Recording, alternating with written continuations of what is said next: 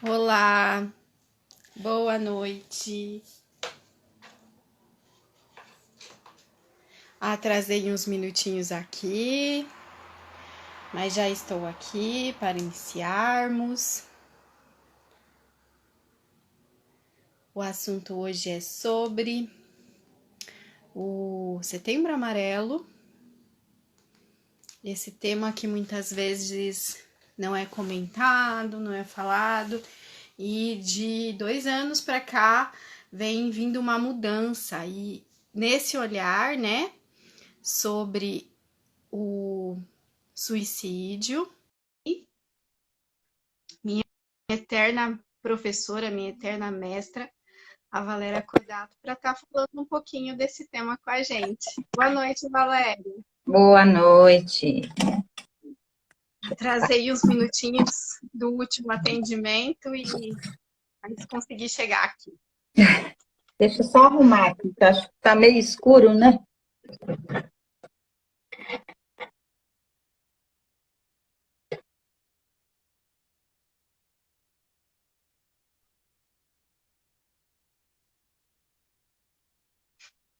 sei se vai adiantar muito, não. Mas vamos lá. Dá para te ver bem. É? Então tá bom. Tá me Uhum. escutando também, né? Sim, perfeito. Então, eu estava falando, Valéria, que quando eu comecei, né, a estudar psicologia, a gente tinha uma visão sobre o suicídio. Depois isso foi se modificando, se transformando, né? Uhum. E aí começou a se criar as campanhas. Durante esse mês no Instagram, eu fui colocando um pouco sobre essa mudança, né, de olhar sobre o suicídio, porque antes a gente não comentava, a gente achava que comentar sobre isso gerava mais possibilidades de acontecer suicídios, né? E depois, com o aumento maciço, né, do índice aí, a gente precisou olhar de outra forma para isso, e aí começou a surgir as campanhas nacionais, o, o, o Setembro Amarelo, e aí a ideia é de te chamar aqui hoje para conversar sobre isso e olhar para o suicídio com outros olhos, né? Para esse tema com outros olhos. É. Você bem coloca aí, né? Nos últimos anos, algo vem se modificando no que diz respeito a essa percepção sobre o suicídio. Então, em primeiro lugar, eu queria te agradecer, né? Porque acho que é uma Eu já fui oportunidade. começando no assunto, né? Pois é uma oportunidade bacana mesmo da gente falar disso. Na semana passada, né, eu estive com a doutora Bianca, psiquiatra, também abordando o suicídio, mas é um tema que não se esgota, né? Porque por mais que a gente possa falar sobre isso, justamente é o que o suicídio nos diz, há sempre um resto, né? Há sempre algo não falado, algo não elaborado e que precisa fazer uma nova volta, quem sabe, né? Para que a gente possa colocar em palavras, compreender melhor o que a gente pode entender como um fenômeno, né? E sim, eu concordo com você que nos últimos anos muita atenção tem se dado às questões relativas ao suicídio, ao suicida, às tentativas de suicídio, não só aquilo que ele passa, mas o que também vivenciam as equipes de saúde que trabalham, né, com um sujeito que já fez alguma tentativa, os familiares desses sujeitos que tentaram, ou mesmo dos que concretizaram seu ato. Então, o suicídio, ele afeta, de algum modo, não só o sujeito que o comete, né, que busca realizá-lo, mas as pessoas em torno, né? E claro que a gente também tem que olhar para os dados estatísticos que indicam um crescente, né? A gente não pode ignorar isso, há uma estatística. O Setembro Amarelo, ele vem para o Brasil em 2014, ele é mesmo muito recente, né? Ele chega no Brasil em 2014. É uma reprodução, digamos assim, do que já nos Estados Unidos já acontecia há alguns anos. Um garoto de 17 anos, né? Ele se suicidou com seu carro amarelo, e a partir do seu velório, os familiares e amigos distribuíam fitas amarelas e cartões amarelos com algumas frases motivacionais, né, tentando de alguma forma combater a ideia suicida naqueles que, por vezes, né, poderiam abordá-la. Então, é uma campanha que no Brasil começa agora realmente, né, ter uma força maior.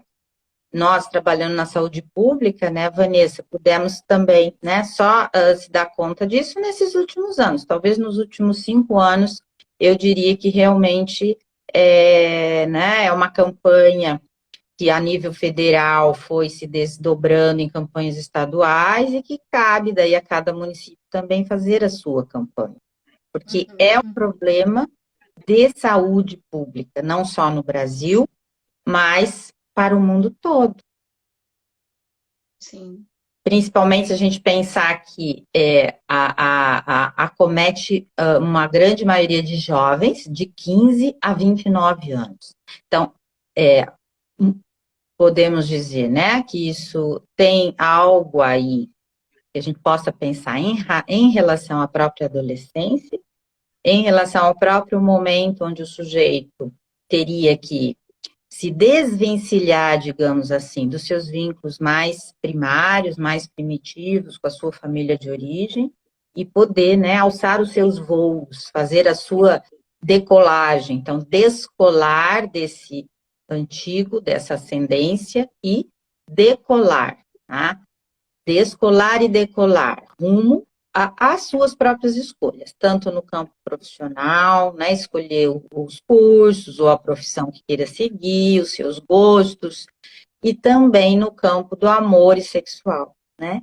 Então, justamente 2 pontos onde, quando a gente escuta os jovens, são os maiores pontos de angústia, né? São os maiores, onde a angústia mais emerge, e que precisa mesmo de uma escuta para isso, né? De alguém que possa escutá-los, não só no sentido de orientá-los, de aconselhá-los, por exemplo. Isso acho que a família tem sim que fazer, e muito, né? Isso cabe à família fazer, aos amigos. Mas no que diz respeito aos profissionais, a gente também precisa adotar uma outra postura frente aos jovens que estão desorientados, desamparados, que perderam a esperança, que se sentem angustiados demais, né? Porque o que eu tenho questionado muito é assim, as campanhas da prevenção ao suicídio, elas focam naquele sujeito que já fez uma tentativa ou que está com uma ideação, como a gente chama, né? Quer dizer, ele já tem uma ideação muito clara, já tem uma espécie de planejamento, quer dizer, isso já está tomando conta dele. O que nós temos que olhar e prestar atenção é para antes, quer dizer, o que é que se passava na vida desse sujeito que possa ter levado, então, a essa ideia ser tão desenhada, tão construída, né, que pode realmente fazê-lo levar a uma passagem ao ato, por exemplo. Então, uma coisa que me preocupa muito é assim, a campanha sempre diz, né, que quando o sujeito está assim tão, digamos, perturbado, né, ele está tão numa tristeza ou muito mais numa angústia perturbadora, que ele procure os serviços, né, e que os serviços possam escutá-lo, fazer um acolhimento a esse sofrimento. E aí eu me pergunto, os profissionais estão preparados para isso? Nem todos, né? A gente sabe que não. Uhum. Né? Porque às vezes o que a gente não, o que eu percebo, né? Que a angústia e o medo de que esse paciente cometa de fato suicídio faz com que esse profissional não consiga acolher de fato Uhum. aquele sujeito que se apresenta para ele, né? Por causa desse medo de que de fato isso aconteça, né? Uhum. Então, assim, acaba que nem sempre todos os profissionais estão, porque quando a gente fala profissional de saúde mental, não é só o psicólogo, Uhum. né? É o assistente social, é a enfermeira, né? É o terapeuta ocupacional, é a equipe que está ali dentro daquele sistema que também pode acolher, né? Isso, exatamente. E acho que assim, uma coisa é o que você está dizendo, né? Quer dizer, o quanto que esse profissional, ao escutar uma ideia que ele supõe, né, ser uma ideação suicida, porque a gente também tem que separar uma coisa da outra, né? Por exemplo, qual de nós, às vezes, não tem, né, um sentimento de, não aguento mais, né? Não expressa de alguma forma esse sentimento de que, quero desistir de tudo, queria desaparecer. Isso não evidencia alguém que pensa em cometer um suicídio, né? Então, isso também tem que ser diferenciado, porque diante de uma fala dessa, um profissional toma como uma ideação suicida, isso pode justamente tornar as coisas muito mais difíceis, tanto para o profissional quanto para esse sujeito, porque esse sujeito estava só desabafando, né? Ele só estava dizendo o quanto ele está de saco cheio, o quanto que ele está angustiado, o quanto que as coisas estão dando errada para ele, o quanto que um fracasso, seja no trabalho, seja no amor, seja em qualquer relação dele no mundo, né? Fracassou e ele não sabe como lidar com isso. Isso não é equivalente a uma vontade de morrer, uma vontade de morte, tá? É uma vontade de querer resolver as coisas que ele não está conseguindo resolver. É a expressão de um fracasso, a expressão de uma angústia. Então, o profissional que o escuta, como você disse, nem sempre é um profissional da psico, né? Às vezes é um outro profissional da área da saúde, e que muitas vezes não está qualificado para isso que a gente chama de escuta. Que não é simplesmente ouvir, venha que eu te escuto. A pessoa começa a falar e esse que está escutando não sabe o que fazer com isso. E aí que eu acho que corre-se muito risco dele começar a injetar sentidos na vida desse sujeito que são deles, que são pessoais. Ele passa a falar de uma fé, por exemplo, cristã ou não, ele passa a querer mostrar para esse sujeito que tantas coisas boas acontecem na vida dele, às quais ele deveria se apegar. Ele só está afundando a vida de um sujeito que já está em pleno desespero, que já está angustiadíssimo, que já está se sentindo com a culpa maior do que o mundo. Então, injetar esse tipo de sentido, que pode fazer sentido na vida desse profissional, mas não necessariamente vai fazer sentido na vida desse que já está justamente com o sentido da vida por um fio, né? É disso que ele está falando. E é isso que tem que ser escutado. Não que alguém de fora queira colocar um sentido na vida dele, mas fazer aparecer ali, na vida dele, um novo sentido, né? Se algo se perdeu no caminho, se ele está vivenciando uma perda muito brusca, muito dolorosa, que isso faz com que ele sinta que perdeu o sentido da vida dele, o que é que pode ser feito a partir daí que um novo sentido possa ser reencontrado, possa ser construído? Sim, né?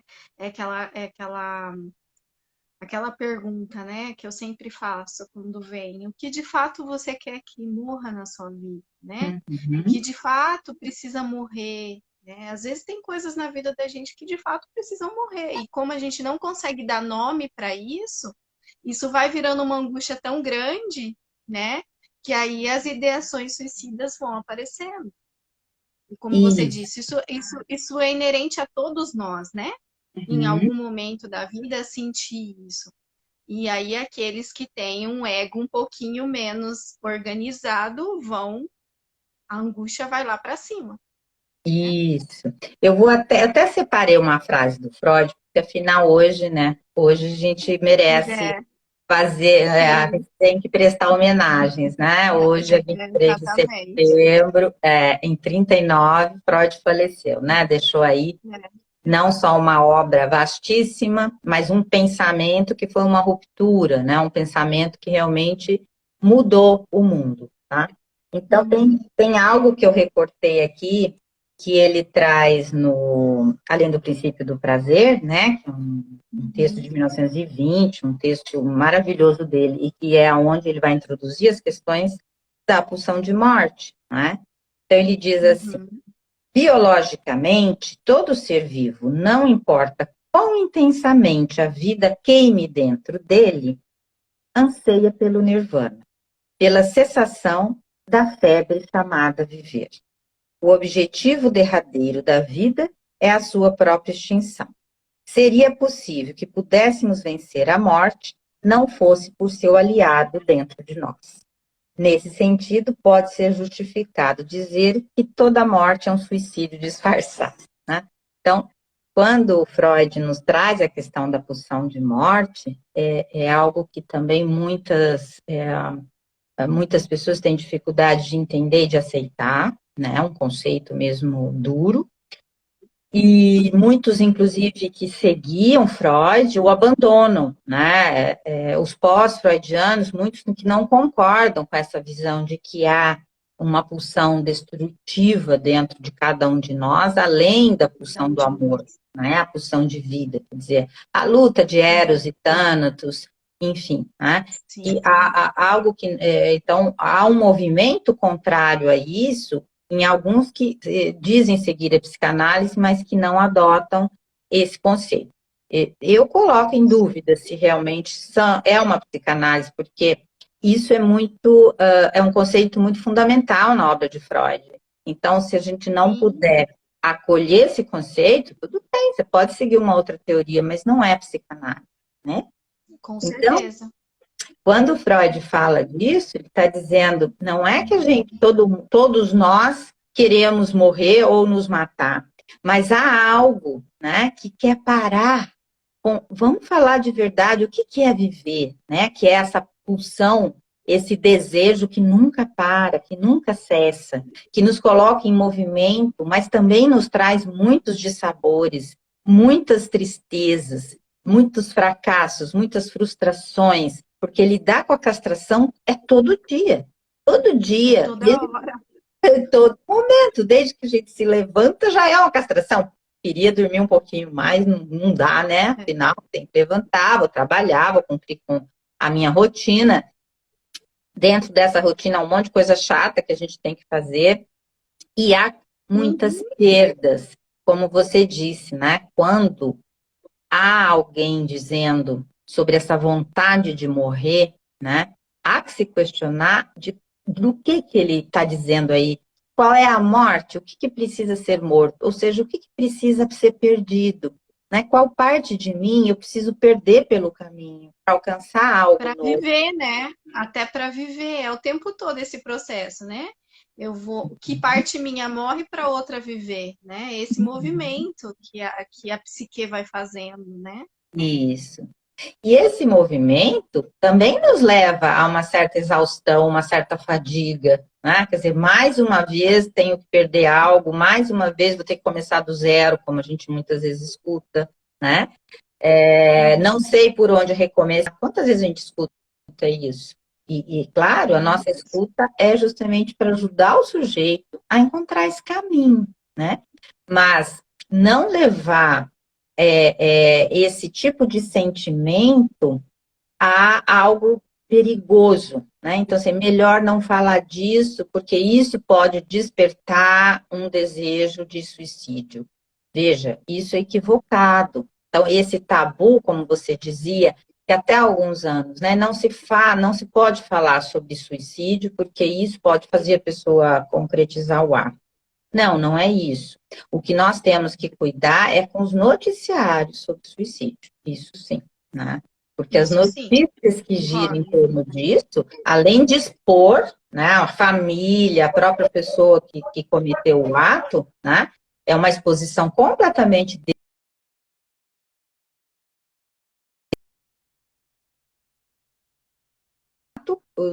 da bibliografia já mostra isso há muito tempo, que isso pode desencadear não algo novo em alguém. É como se alguém já tivesse com o dedo no gatilho, né? Então, ele já está com o dedo no gatilho. E aí, aquela cena, aquela narrativa sobre o que aconteceu, aquela pessoa que se jogou, que se enforcou, que deu um tiro, que cortou os pulsos, enfim, né? Aquilo, para ele, confirma a ideia que ele já tinha de que é melhor apertar o gatilho mesmo. Isso. Há uma identificação aí, né, também da qual Freud falava, uma identificação histérica, e não só os sujeitos histéricos que passam por ela, qualquer um de nós pode passar, né? Então, esse é o risco. Mas falar com a pessoa que está dizendo, é ela quem está colocando em palavras, né? Que ela já pensou nisso, que às vezes ela pensa, que ela já, de alguma maneira, vem construindo uma ideia de como realizar esse ato. Isso a gente não tem que calar. A gente tem que justamente fazer o sujeito falar. É aquela coisa, né, Valéria? A gente vai falar sobre o suicídio, não do suicídio. Né? Uhum, Tem uma diferença nisso. Eu vou falar de uhum, formas preventivas, eu vou falar para que a pessoa se sinta acolhida, para que ela entenda que exista uma rede de apoio, que ela não é a única que sente isso, né? Para não se sentir sozinha, uhum, abandonada e tudo mais. Mas aí eu não vou provocar o suicídio, uhum. contando histórias de suicídio, né? Que daí eu vou provocar no outro esse movimento, vamos dizer assim, essa simbiose, entre aspas, pelo que ela escuta na TV e o que ela está sentindo. Isso mesmo, Vanessa. Isso também me fez lembrar até de um filme que eu comentei, né, esses dias, como um Uhum, convite para a uhum, live. Foi um filme que eu assisti semana passada, que é do Festival de Gramado, né? É um roteiro, filme brasileiro, que lá de Brasília, que está concorrendo lá no Festival de Gramado. Por que uhum, você não chora? A protagonista é a Bárbara Paz, né? E a outra artista, eu me esqueci agora o nome, mas é quem faz o papel da estudante de psicologia, que no seu quinto ano ela exerce a função de acompanhante terapêutico, né? uhum. Da, da protagonista, no caso da Bárbara. É Uhum. difícil eu falar sem dar spoiler, né? Porque o que eu quero apontar é a diferença da posição delas, né? Então, frente ao desejo de morte, é isso que eu quero dizer. Porque a Bárbara aí, ela é uma borderline. Para quem conhece um pouco o funcionamento de borderline, sabe que é uma montanha russa. Né? Não é como um bipolar, mas é uma pessoa extremamente impulsiva, que exige muito de quem atende, porque não há setting que dê conta, não há limite que dê conta, né? É um sujeito que está sempre nos desafiando, digamos assim, no manejo clínico. E aparece muito isso no E filme. aí tem que tomar um cuidado para não contra transferir, porque ele te xinga, Ah, né? Te sim. chama de psicóloga bosta, né? É, Então entra nesse. Você tem que e é o tomar que ela cuidado. faz no filme, né? Exatamente. Exatamente o que ela faz no filme com a coitada da estagiária, né? Mas Uhum. aparece muito o quê? Justamente essa instabilidade emocional dessa que tem borderline, e até a supervisora chama atenção para isso, para o manejo clínico, para contra-transferência, os cuidados que ela devia ter, que qualquer momento ela poderia fazer, né? Uma bobagem, quer dizer, cometer aí, né? Um acting out, porque isso é próprio do que a psiquiatria denomina borderline. Eu estou aqui também tentando fazer uma ponte, porque na psicanálise, na psicanálise francesa, não é com esse termo que a gente trabalha, borderline. Mas, digamos, é um Uhum. sujeito num estado limite, né? É um sujeito, Uhum. ele não está entre a neurose e a psicose, não. É um sujeito em estado limite porque ele está no limite da sua neurose, digamos assim, tá? Mas é um Sim. sujeito onde o acting out é o que mais vai aparecer. E o acting out vai aparecer de diversas maneiras, né? Como tem nos transtornos alimentares, por exemplo, a gente também pode considerar um acting out, tá? No Uhum. próprio, em alguns estados de depressão, nas automutilações, enfim, né? Então, há várias formas desse acting out aparecer. Delinquências, transgressões durante a adolescência são muito comuns, como acting out. Ou seja, aquilo que o sujeito não consegue pôr em palavras, vem na forma de ato. Isso está lá em Freud, em recordar, repetir, elaborar, quando ele fala que há uma repetição que vem na forma de ato, quando ela não pode vir como uma rememoração, né? Como uma forma de você se lembrar de um passado que foi vivenciado, que isso se atualiza no presente, não na forma, então, verbal, né? Que Lacan vai dizer, não na rede de significantes, mas ela vem como algo do real, como um afeto não palavrável, né? Então, esse acting out, a gente encontra muito, e eu acho que a saúde pública é muito rica nessa experiência, muito mais do que o Sim, consultório, né? com Que certeza. vem muitos casos de acting out, e infelizmente, às vezes, com um diagnóstico muito equivocado, mas, enfim, esse acting out, e às vezes de sucessivas, né, situações, é algo que se mostra, é algo que o sujeito precisa pôr no corpo e mostrar com essa forma de atuação aquilo que ele não consegue dizer. Então, é uma angústia ambulante, digamos assim, né? E essa angústia ambulante transborda. Ela transborda colocando o sujeito em cena, tá? Por isso que a gente fala esse sujeito em cena. Em cena também, né? Nos leva a essa equivocidade de uma encenação, do sujeito estar num palco encenando, tá? Dramatizando. Por vezes até, eu já escutei até de profissionais de saúde dizer, só quer chamar atenção. Mas vamos pensar assim, um sujeito que coloque a sua vida em risco para chamar a atenção. Qual é o nível de sofrimento desse sujeito? Muito grande. Né? Porque chamar atenção, como diria meu pai, coloca uma melancia no pescoço e sai na rua, né? Como quem diz, Exatamente. chamar atenção, há muitas formas de você chamar a atenção do outro, mas precisar desse recurso, que é flertar com a morte, né? Como as automutilações, que às vezes a gente sabe, a pessoa se automutila superficialmente, de repente ela aparece com um corte mais profundo. Que grito é esse que ninguém está escutando? Por que o sujeito precisa gritar assim? E ele diz, quando eu me corto, a dor passa, né? Quando eu me corto, Exatamente. aquela angústia desaparece. Caramba, gente, vamos pensar.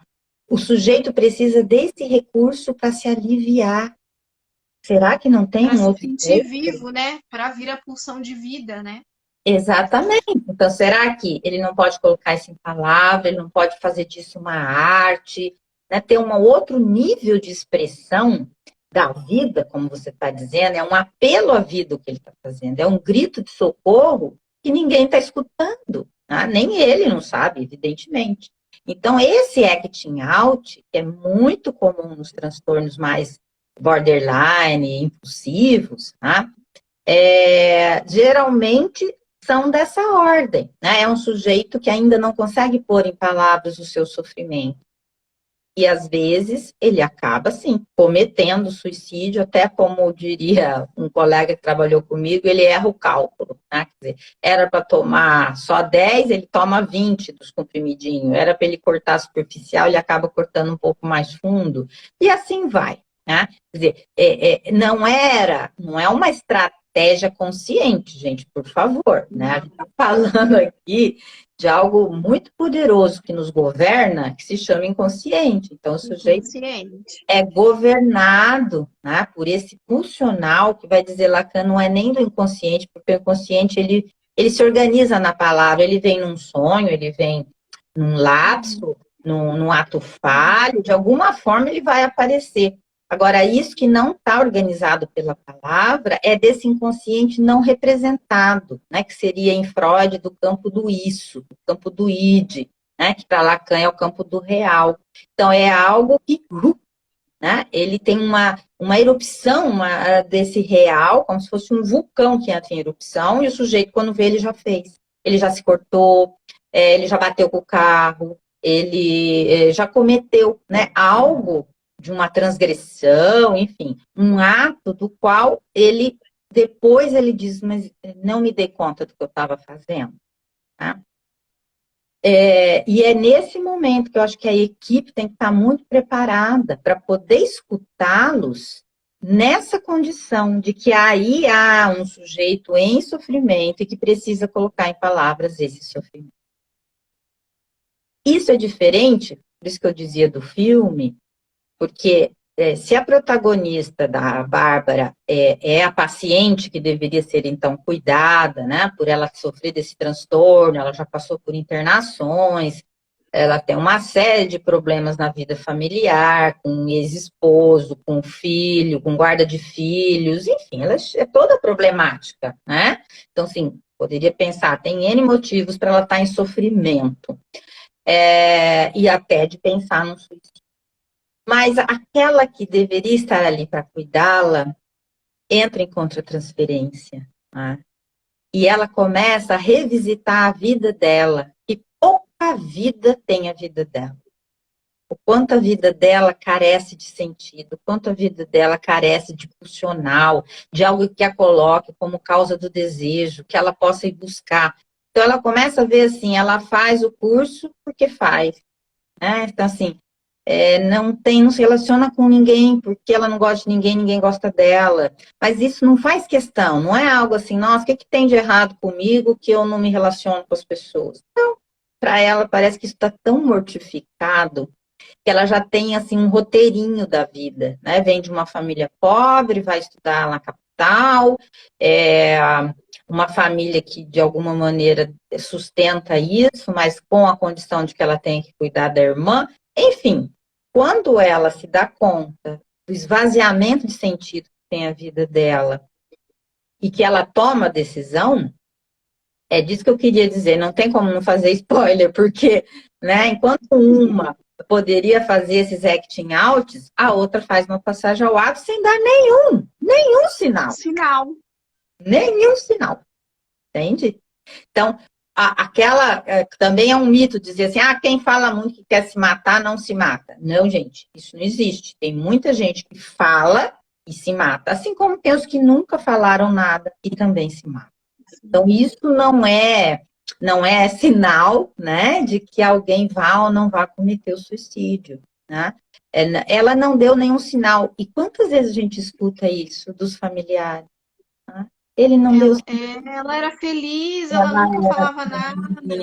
Ela parecia feliz, nunca se queixava de nada, tinha uma vida simples, mas uma vida correta, né? Assim, enfim, era uma pessoa comum, como é a moça do filme. Se você assistir o filme, você vai ver que é uma pessoa comum, que não dá sinal nenhum, a não ser, claro, né, num determinado momento do filme, que para o telespectador você já começa a perceber o que vai acontecer. Mas para a família, por exemplo, tudo bem, tudo ok. Não há sinal nenhum. Né? Então, essa passagem ao ato é que é algo impactante para quem está, né, quem convive, porque, enfim, se esse sujeito nada falava disso e de repente ele faz uma escolha. Que escolha é essa? Né? Quer dizer, diante da dor de existir, da dor de viver, ele escolhe ir embora. Dessa vida eu não quero mais nada. Né? Então, isso é importante também de saber o quanto nós somos impotentes. Não adianta achar que todos os casos que nos chegam, né? Olha aí a saúde pública, que tem casos chegando todos os dias. Né? Lógico. Voltando, né? Isso, evidente que a gente precisa se pôr a escutar essas pessoas e ajudá-las dentro do nosso campo profissional. Mas a gente também tem que deixar cair um pouco dessa onipotência de que a gente vai dar conta de todos os casos, de que basta escutar e acolher, que o sujeito não vai mais cometer o suicídio. Até porque a gente também tem que se questionar qual é a nossa ética aí. A ética da medicina e também da psicologia, né, é cuidar da vida. Então, escutar que um sujeito queira morrer é assustador. Como assim? Eu estou aqui para te ajudar a viver, não para te ajudar a morrer. Eu assisti esses dias um episódio daquele seriado Sessão de Terapia, o Selton Mello, sabe? Eu sempre assisto. E foi assim, eu quase nunca assisto, eu peguei um pouco por um acaso. Justamente, era uma senhorinha que entra no consultório e diz para ele, e ele vai perguntando, mas o que a senhora quer que eu faça? Que ajuda a senhora quer, afinal, aqui? Ela fica lá rodeando, falando da filha, falando do filho, que ela mora, acho que com o filho, e a relação dela com o filho, com a nora, que é chata, que é isso, que é aquilo, ela já tá viúva há algum tempo. De repente ele pergunta, mas afinal você já tá vindo aqui pra quê? Ela olha bem para ele e diz assim, que só você vai poder me ajudar a morrer. Ela queria morrer, né? Dizia isso, que ela não aguentava mais essa vida. Ele tem uma intervenção muito questionável, acho que, né, não dá para a gente levar isso ao pé da letra, mas a intervenção que ele faz essa volta, faz girar a chave. Ela vai para o banheiro meio apavorada, quando ela volta, aí ela começa a dizer que o que ela quer, realmente ela quer mudar, ela não suporta mais aquela vida, daquele jeito, né? Então não quer dizer que ela não queira mais viver, ela não quer mais viver daquele jeito. Então a intervenção dele teve um efeito muito bom, mas isso é ficção, né? Não estou dizendo da realidade que as coisas aconteçam assim tão facilmente. Mas é isso que eu acho que a gente Às vezes são trocentas sessões para a chave virar, né, Valéria? Às vezes é ali 13, 14 sessões para acontecer uma virada de chave. é uma longa caminhada para os casos que isso é possível. Mas a gente também tem que entender que em todos os casos isso vai ser possível. Né? E a gente tem que encarar isso. Né? Então. Tem uma pergunta aqui, ó. Deixa eu abrir a pergunta para ver o que ela. Qual é a pergunta? Eu até tirei o possível Fala. É possível que haja uma dificuldade de exercer o simbólico em um sujeito com questões suicidas? Opa, excelente pergunta. Tem um livro que eu gosto muito, que se chama A Morte Pode Esperar, né? É uma interrogação, inclusive, que é a autora, que é a Soraya de Carvalho, uma psicanalista, ela trabalha também em serviços públicos, né? Se eu não me engano, ela é de formação médica, mas ela é uma psicanalista em Salvador, na Bahia. Eu acho que é isso, se eu não estiver enganada. E ela traz, né, muito as questões sobre a ética, né, quando a gente se põe a escutar. Ela diferencia as depressões das melancolias, algo que é importantíssimo para quem se põe a escutar né, esse contexto. E ela vai falar, então, da clínica também, né? Como é que a gente pode sustentar uma clínica, uma escuta, qual a nossa ética, e se há isso que ela chama, a morte pode esperar, quer dizer, quando a gente se põe, como você disse, às vezes demora muitas sessões para fazer a chave virar. Será que a morte já decidida esperaria tanto tempo, né? O que faz o sujeito voltar na próxima sessão? Entende? Porque, assim, é isso, né? A chave pode demorar para virar, mas se não houver algo dessa transferência que faz esse sujeito voltar, mesmo que ainda persistam as ideias de desistir da vida, o trabalho nunca vai ser possível, né? Então, estabelecer essa transferência é muito importante. E aí ela vai, sim, colocar uma diferença. Na depressão e na melancolia, que eu acho muito correta, que ela vai buscar isso tudo em Freud e Lacan. Então, é um livro bem... Não sei se isso é uma tese dela, eu acredito que sim, do doutorado, algo assim. Ela sustenta muito, né, nas fontes da psicanálise mesmo. Ela busca muito em Freud e em Lacan, né, o que eles falam sobre, tanto sobre o suicídio, sobre a depressão, sobre a melancolia, né, e sobre a ética da clínica. Então, ela diz assim, o sujeito numa posição melancólica, ele recusa o simbólico. Ele já não quer falar mais, entende? Então, assim, ele não faz essa aposta na transferência de que se ele falar, vai que você possa ajudar. Ele não faz mais essa aposta de que alguém realmente pode escutá-lo e ajudá-lo. É como se ele já desistiu. Ele já desistiu dele. Né? Ele desistiu dele. Ele se identifica tanto a um objeto excluído, um objeto rebotalho, como Lacan chama, de que ele já não investe mais, nem mesmo na transferência. Então, para esses sujeitos, é muito difícil a gente fazer engrenar um trabalho aí, porque ele recusa esse simbólico, ou seja, ele recusa o saber do inconsciente, ele recusa admitir que falando alguma resposta vai existir. Já os sujeitos que eu falo, são do nível de uma depressão, do campo da neurose propriamente dita, que pode ser uma histeria, mas que está no estado depressivo hoje, um obsessivo que está enfrentando um estado depressivo, ou mesmo esses casos limites, né, do qual eu falava ainda há pouco, que não necessariamente estão deprimidos, mas estão transbordando angústia. Então, esse sujeito que está muito angustiado ou está num estado depressivo, ele geralmente engata numa transferência.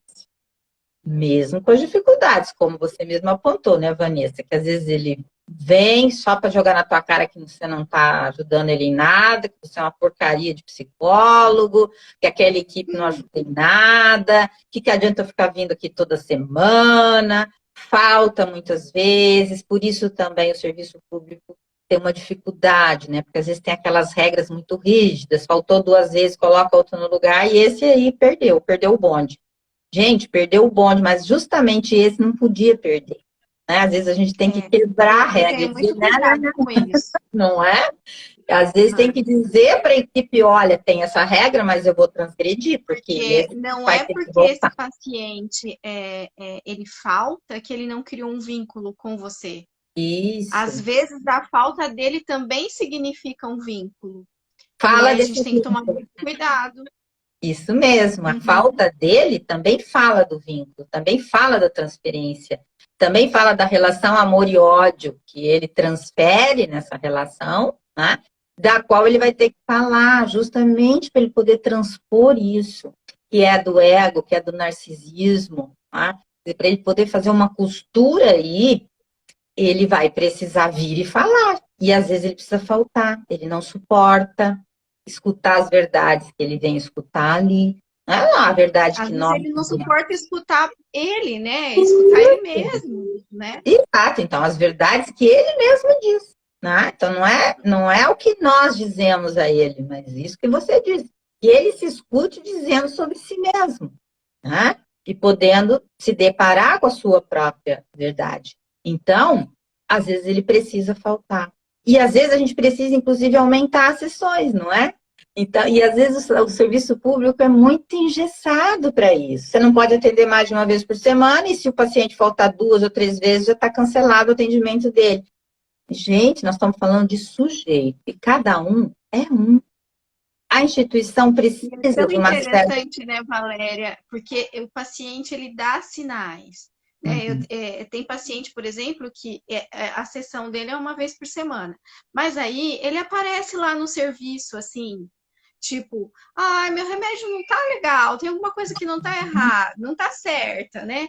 Essa demanda, eu enxergo como sendo essa demanda, eu preciso ser escutado 2 vezes na semana, nem que seja 5 minutos, mas eu preciso. Então, e se a gente não escuta essa demanda que está vindo por outra via, né? Ele não está vindo dizer, ai, Vanessa, tem como você me atender mais de uma vez? Eu não estou muito bem hoje, tem como você me atender? Ele não, às vezes não acha nem que ele pode fazer isso, né? Ele não se vê autorizado. Como um paciente do consultório que manda um WhatsApp e diz, olha, estou mal, preciso de um atendimento extra essa semana, me atende hoje, me atende amanhã, me atende meia-noite, enfim, né? Hoje com essa coisa do WhatsApp. Tudo isso é possível. Você atende fim de semana, atende feriado, você acaba prestando um socorro aí em momentos gritantes. Agora, o sujeito de serviço público, ele carece até dessa confiança, dele achar que ele pode, né? Que ele pode solicitar, que realmente, né, ele vai tirar do lugar de outro, enfim, né? Eu só posso vir mesmo uma vez. Mas como você disse, às vezes ele faz isso de outras formas, né? Para mostrar que ele precisa desse atendimento, desse outro atendimento, né? Então, isso é muito curioso mesmo, o quanto que, ou pela falta, né, por eles faltarem, ou pela necessidade de vir mais vezes, às vezes a instituição nos impede de fazer o que nós deveríamos fazer, o que é de nossa responsabilidade, né? Que é escutar esse paciente quando ele realmente precisa, quando ele está angustiado. Porque se a gente não gastar essa angústia na palavra, aí há um risco. Então, não é falar assim, não, o nosso paciente precisa de limite, ele sabe o dia e horário que ele tem que vir. Por favor, gente. Se a Nem gente... todos, né? É esse o diferencial. Alguns realmente precisam desse limite, mas não são todos. Exato. E aí é isso, cada um é um, tá? E a gente não pode ter essa forma simplista de olhar para os nossos pacientes. Como você está dizendo, para alguns isso pode ter um efeito, mas para outros vai ter um efeito danoso. Você não poder escutá-lo quando ele realmente está angustiado. Tá? Então, espero ter respondido lá aquela pergunta sobre o simbólico. Então, para alguns, realmente, a transferência é difícil porque o sujeito ele recusa a entrada na cadeia significante, falar disso, do seu inconsciente e no nível da transferência. Tem mais alguma pergunta? Não, eu estou atenta aqui, não apareceu mais nada. Uhum. Nos meus cálculos, a gente ainda tem em torno aí de uns 10 minutinhos Uhum. para se alguém que de repente quiser fazer alguma pergunta, né, quiser se Uhum. colocar. A Fran tá aqui, ela colocou alguma coisa, né? Você viu, Fran?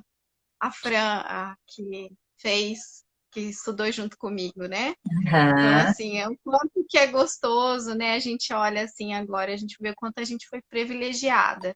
Que na nossa tivemos professores muito bons, né? A Valéria e entre outros.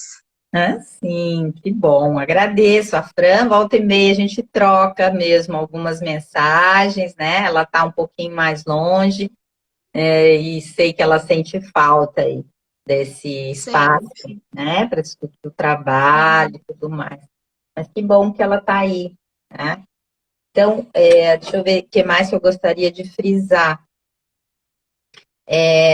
Eu também, né, sempre questiono nas campanhas, porque a ideia que as campanhas nesse calendário da saúde, né, os lacinhos coloridos, cada mês é um laço de uma cor, né, são Uhum. campanhas muito interessantes, muito importantes, mas são campanhas dirigidas às doenças, né, às condições aí de doença.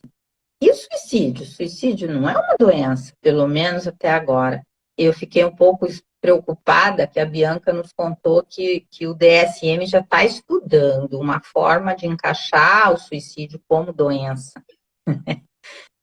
Não Tudo tem que mais. ficar dentro de uma caixinha de um número, né? Exatamente. Entendi.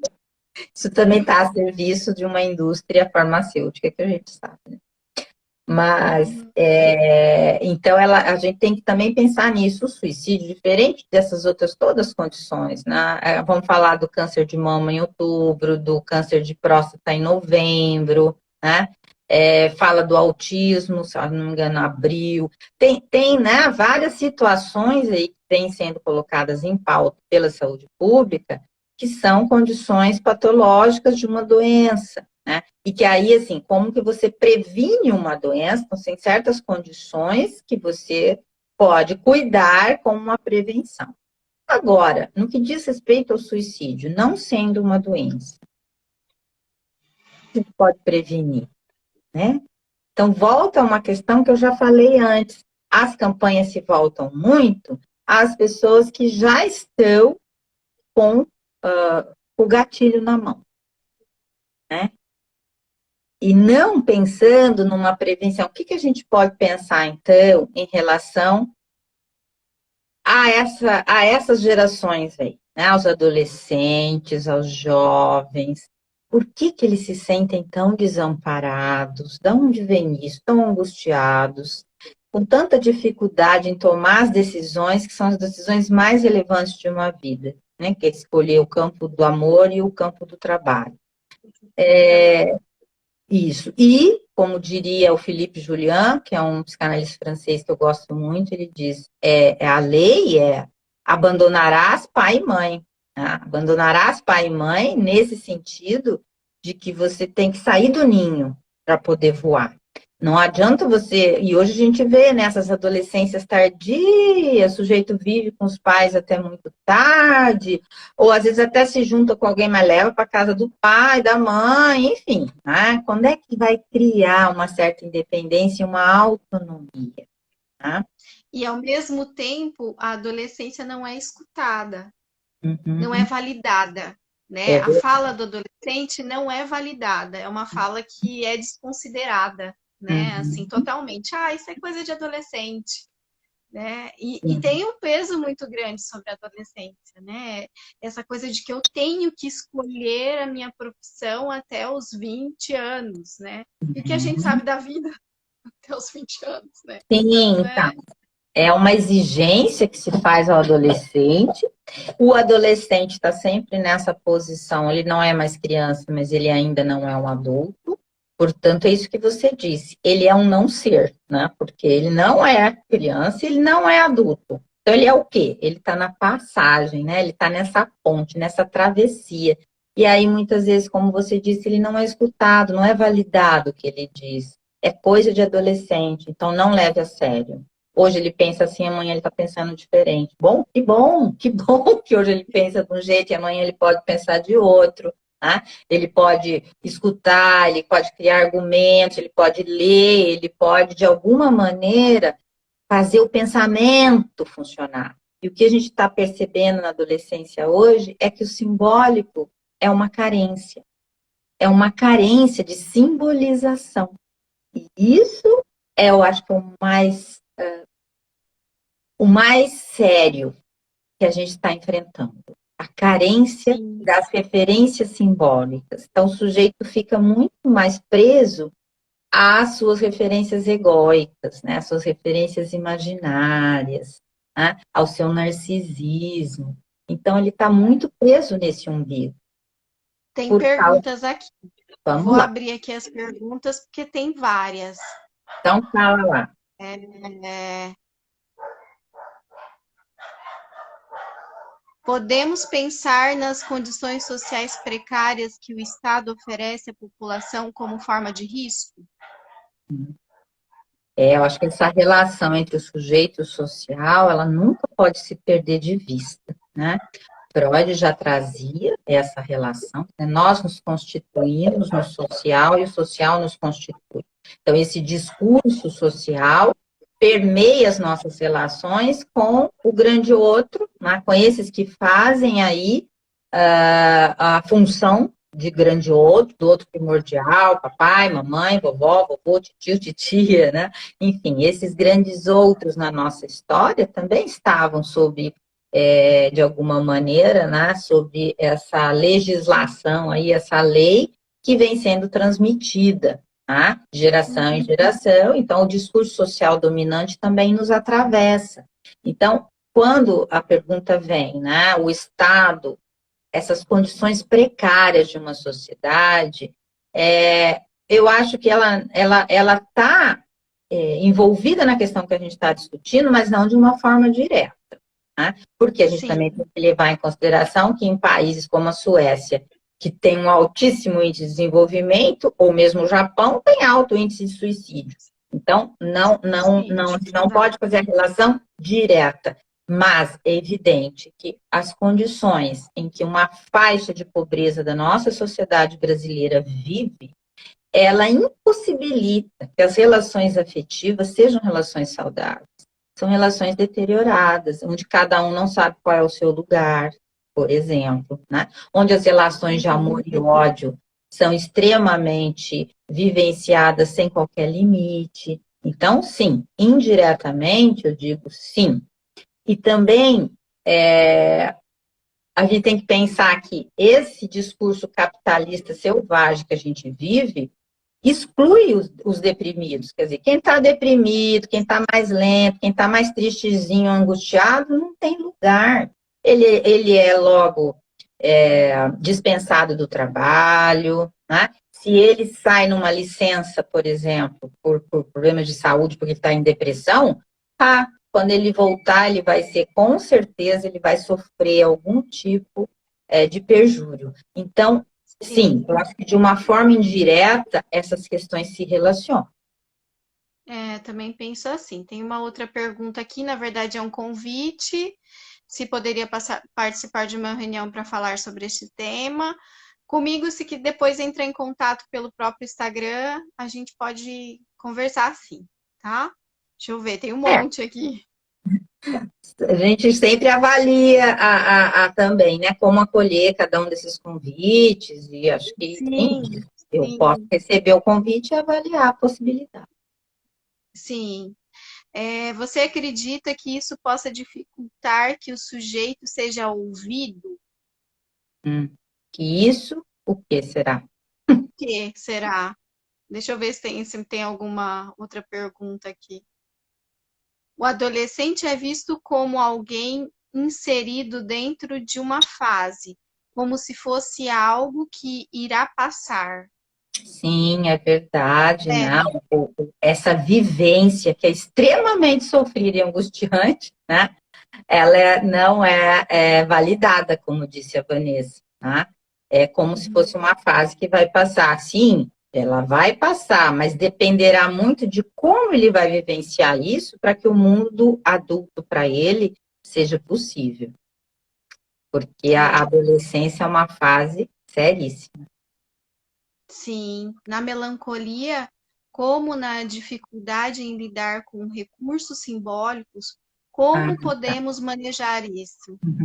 Profunda essa pergunta. não é uma resposta muito fácil de eu te dar aqui.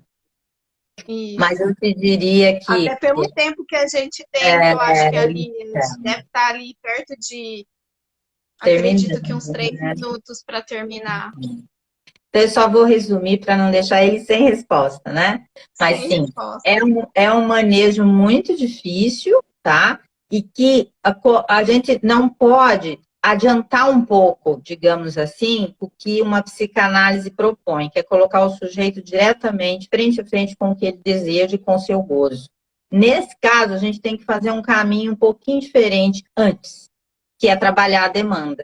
Quer dizer, que ele realmente possa sustentar vir e começar a falar dele, né? Ganhar essa confiança, fazer esse vínculo, quer dizer, fazer com que ele realmente entre numa transferência. Isso é o principal, para que depois a gente possa colocá-lo para se De deparar com o seu frente, né? desejo e o seu gosto. Exatamente. Quando chega o melancólico, eu penso que os primeiros momentos, as primeiras sessões aí são sessões de realmente muito acolhimento, né? Porque Uhum, senão ele não vem. A esperança dele tá tão em baixa, vamos dizer assim, que ele não dá conta, né, uhum. de vir para a sessão. Isso me lembra um Exato. caso que é relatado nesse livro que eu citei, que ela fala de um paciente melancólico. De tanto a família insistir, ele vai para o serviço de saúde. E aí ele pergunta para o psiquiatra, e quanto tempo demora para esses remédios fazerem efeito? E o psiquiatra responde, depende de sujeito para sujeito, você vai ter que esperar. Para ele isso foi bombástico. Por quê? Ele disse que levou a vida inteira esperando e nunca nada aconteceu na vida dele. Então, assim, ele já está com uma esperança zerada. E alguém vem e diz para ele, tem que esperar. É o mesmo que dizer para ele, não se sustente nisso, porque se a vida não te deu nada do que você esperou até agora, por que eu vou esperar um remédio fazer um efeito que não virá? Veja bem, como é delicada a questão. Ah, não é Bastante. muito delicado. Para ele, essa palavra esperar, e por isso acho que também o livro dela, Se a Morte Pode Esperar, também gira em torno desse significante da espera, né? Da espera, esperar, esperança, expectativa, enfim. Acho que é disso, os nossos ideais, porque na neurose a análise vai desconstruir certos ideais para que o sujeito possa viver, tá? Não viver só com as suas idealizações frustradas, mas que ele possa viver com a sua realidade, diante das castrações e das limitações do mundo. Na questão da melancolia, ele já vem com a idealização zerada. Então, não é esse o trabalho a fazer, é justamente conseguir Sim, construir um pouquinho de ideal, construir sim. pro retinho, né? Alguma expectativa frente ao mundo. É um trabalho. Outro dia. Ai, a nossa live vai acabar em 30 segundos. Gratidão, Valéria, foi linda. Acho que o objetivo foi atingido. A live vai ficar gravada. Ok. Beijo, eu vou encerrar, senão eu não consigo gravar ela. Obrigada a Então, todos. tá. Boa noite, gente. Ai, cadê encerrar? É que eu não consigo encerrar.